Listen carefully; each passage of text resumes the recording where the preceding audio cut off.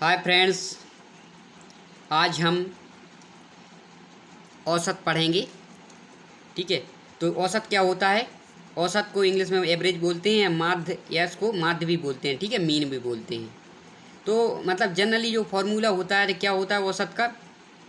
परिमाणों का योग बटे परिमाणों की संख्या, मतलब sum of quantity upon total numbers of quantity. मतलब जितने भी जो हमारी संख्याएं दी हैं, ऑब्जेक्ट्स दिए हैं, उनका क्या सम, और जितने भी हैं उनसे डिवाइड कर देंगे। ठीक है। अब लेकिन यहाँ पे जो इसका ये जो एवरेज की जो डेफिनेशन है वो इस प्रकार है। देखिए यहाँ पे क्या है, यहाँ पे देखो क्या है। यदि सारे मानों को बराबर बराबर बांट दिया जाए तो हर एक मान ही औसत कहलाता है। ठीक है, क्या है जी? देखो, अगर जितने भी जो भी दिया है उसका औसत निकालना है। अगर सभी को हम बराबर बांट दें तो जो जो बटा हुआ है, ठीक है, हर एक मान ही औसत कहलाता है। कैसे? अब देखिए इससे, जैसे यहाँ पे 5, 10 और 15 का औसत क्या है? ठीक है, तो जैसे अपन फॉर्मूला लगाएंगे तो क्या है, सबको जोड़ के, और ये कितनी संख्या है? 3 है, तो 3 से भाग दे देंगे तो औसत निकल आएगा। तो कितना हो जाएगा? 15 और 25 और 5 30। 30 में अगर 3 का भाग दे देंगे, ठीक है, तो 10 कितना? 10 औसत आ जाएगा। ठीक है। अब लेकिन अब ये परिभाषा के अकॉर्डिंग हम यदि सारे मान कितने हैं? 5 है, 10 है और 15 है। ठीक है, सारे मान, ठीक है, बराबर बराबर बांट दिए जाएँ तो हर एक मान ही औसत कहलाता है। देखिए, अगर मान लेता हूँ मैं कि 10 यहाँ पे जी क्या है, 10 इसका औसत है, माना मैंने 10 औसत है।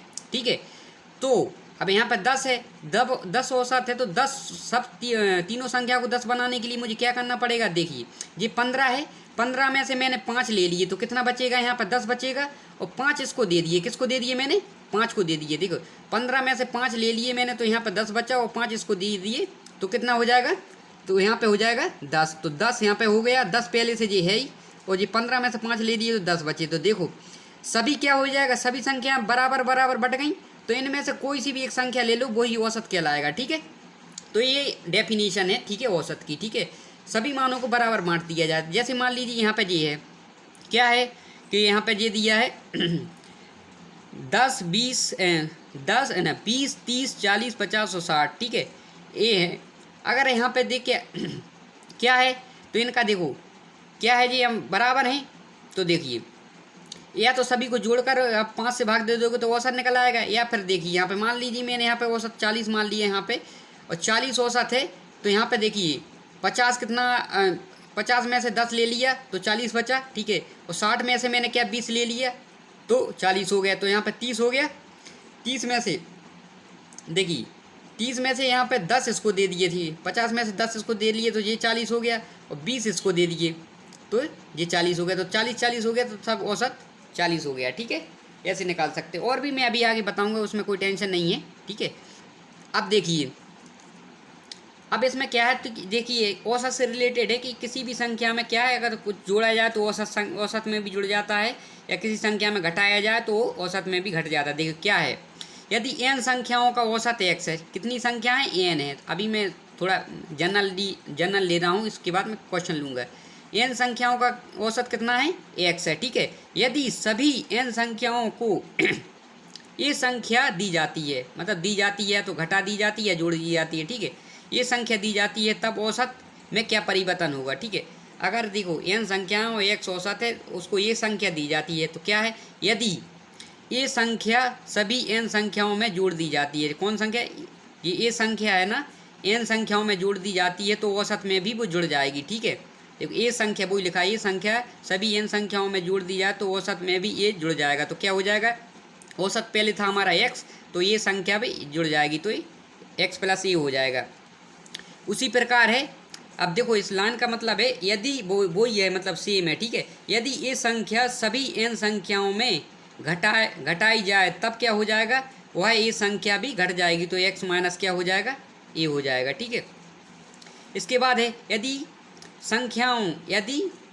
ये संख्याओं को दुगना कर दिया जाए तो औसत भी हमारा क्या हो जाएगा? दुगना हो जाएगा। ठीक है, जैसे यहाँ पे देखिए, अभी अगर यहाँ पे क्या है, संख्याओं को दुगना कर दिया जाए, कौन संख्याओं को दुगना कर दिया है यहाँ पे? तो ठीक है। यहाँ पे क्या है, यदि ये संख्या को सभी संख्या में जोड़ा जाए, यहाँ पे दुगना करेंगे तो औसत भी हमारा कितना हो जाएगा, दुगना हो जाएगा। ठीक है, अगर संख्या को दुगना कर रहे हैं तो औसत भी दुगना हो जाएगा। अगर संख्या ए को आधा करेंगे तो औसत भी क्या आधा हो जाएगा, x/2 हो जाएगा। तो ठीक है, ये है। अब देखो मैं इसी को अब एक क्वेश्चन से समझाता हूँ। ठीक है, क्वेश्चन देखिए, 15 संख्याओं का औसत कितना है, 25 है। ठीक है, तब सभी संख्याओं को क्या 5 दिया जाता है, तो 5 दिया जाता है। तो देखिए, देखो 15 संख्या है, 15 संख्याओं को 15 में से 1 2 3 जैसे डॉट डॉट डॉट है 15 हैं। ठीक है, सभी को मैंने क्या दे दिया, 5 इसको दे दिया।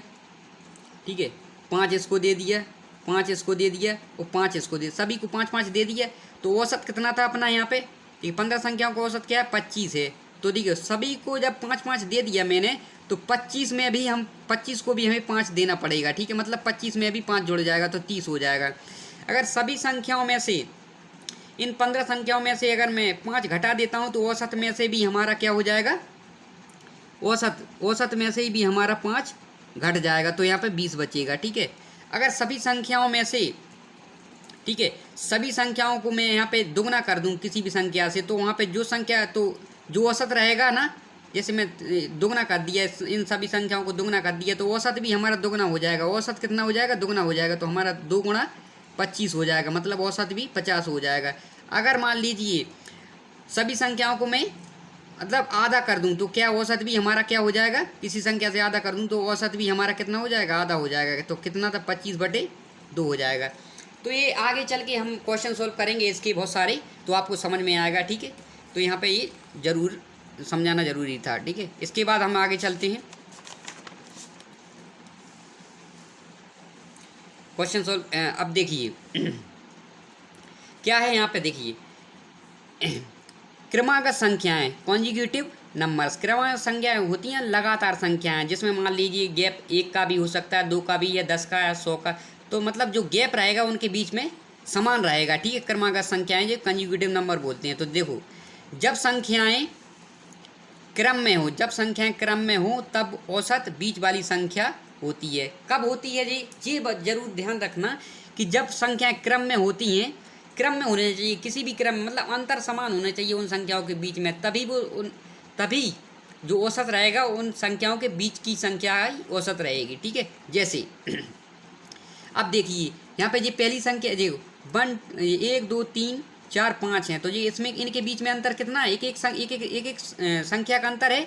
तो मतलब इनमें जो क्रमागत संख्या है, ठीक है, तो इनके बीच का जो औसत रहेगा, जैसे यहाँ पे 1 2 3 है, तो यहाँ पे औसत क्या रहेगा, देखिए मान लो 5 संख्या है तो 2 इधर से छोड़ी, 2 इधर से छोड़ी, तो बीच वाली जो संख्या रहेगी औसत रहेगी। या फिर आप ऐसे निकाल सकते हैं, सभी संख्याओं को जोड़कर, ठीक है, 15 हो जाएगा, और कितनी संख्या है, 5 हैं, तो 5 से भाग देंगे, 15 में 5 से 3 औसत आ जाएगा। ठीक है, और 2 तरीके हो गए, या तो ये क्रमागत संख्या है तो देखो बीच वाली संख्या हो जाएगी, अगर क्रमागत नहीं है तो फिर ये फॉर्मूला नहीं लगेगा। ठीक है, ये ध्यान रखना बहुत। और अगर ये यहाँ पे बीच वाली संख्या, या दूसरा फॉर्मूला लगा दो, या तीसरा क्या है, देखो तीसरा क्या है, जब क्रमागत संख्याएं रहती हैं तो देखो आपस में, देखो पहली संख्या को, पहली और लास्ट वाली संख्या को जोड़ो, कितने, तो पहली 1 + 5 बटे कितनी संख्या है, 2, तो कितना हो जाएगा, 6/2, मतलब 3 आ जाएगा। ठीक है, अगर इसको दूसरी और दूसरी को जोड़ो तो वही आ जाएगा। ठीक है, ये सब क्रमागत संख्याओं में होगा। ठीक है।